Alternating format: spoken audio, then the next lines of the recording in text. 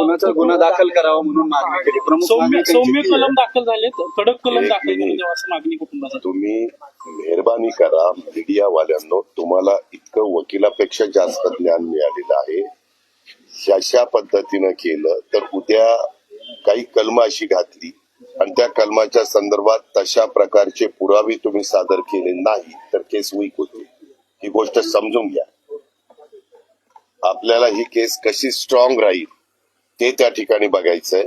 आणि मधल्या काळामध्ये अशा प्रकारे काही घरातले लोक नवीन लग्न झालेल्या मुलींना, विशेषतः त्या घरातले सासरे असतील, सासू असतील, नणंद असेल, नवरा असेल, दीर असेल, हे छळतात. अशा काही गोष्टी पुढे आल्यानंतर वेगवेगळे कायद्यामध्ये दुरुस्ती पण केलेली आहे.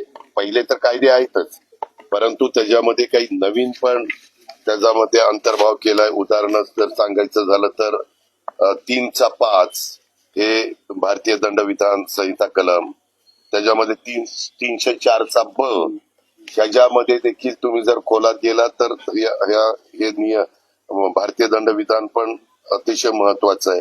आणि ह्याच्यात आता 80(2), 108, 118(1), 115(2), 352, 351(2), 3(5), त्याचबरोबर 304(ब), 306, 324, 323, 504, 506, 34 प्रमाणे ते गुन्हे दाखल केलेले आहेत. एवढी आपण कलम टाकलेली आहेत.